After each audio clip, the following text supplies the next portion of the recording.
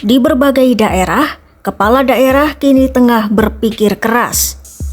Bukan soal politik, tapi soal uang, tepatnya soal anggaran yang makin menipis.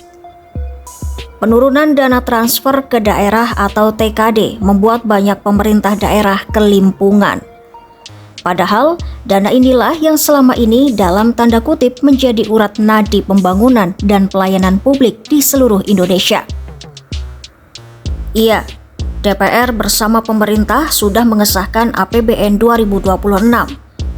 Dari total anggaran negara itu, pemerintah mengalokasikan 693 triliun rupiah untuk dana transfer ke daerah. Angka itu naik dibandingkan usulan awal 650 triliun rupiah karena ada tambahan 43 triliun rupiah hasil pembahasan di Senayan.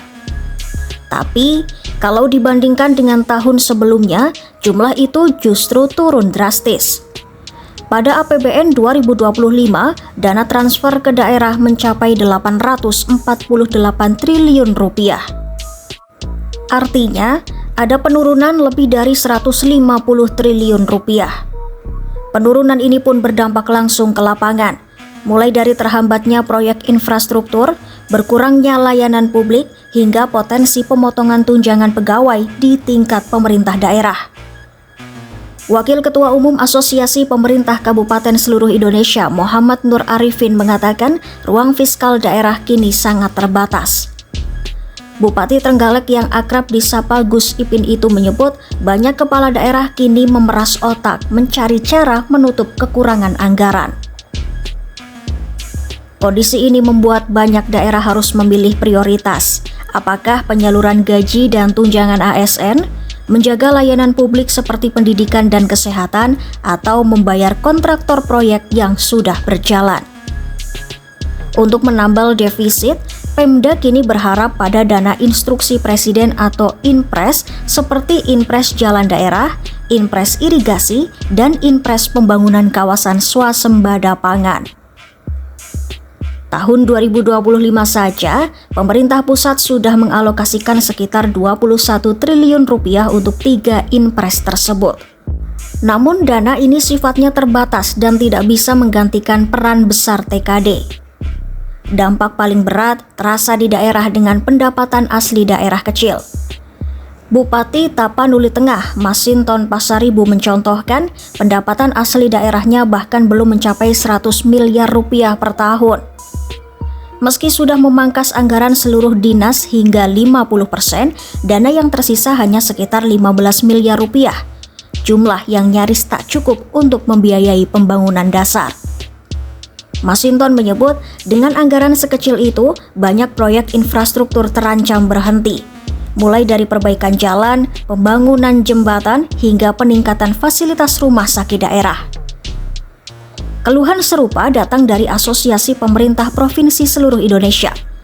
Sejumlah gubernur bahkan menyampaikan langsung kegelisahan mereka kepada Menteri Keuangan Purbaya Yudi Sadewa. Pemerintah pusat menegaskan pengurangan TKD bukan untuk menekan desentralisasi, melainkan mendorong daerah agar memperbaiki tata kelola keuangan. Masih banyak dana daerah yang mengendap di bank karena rendahnya penyerapan anggaran. Menteri Sekretaris Negara Prasetyo Hadi menambahkan, dalam era Presiden Prabowo Subianto, TKD kini terbagi dua, langsung dan tidak langsung.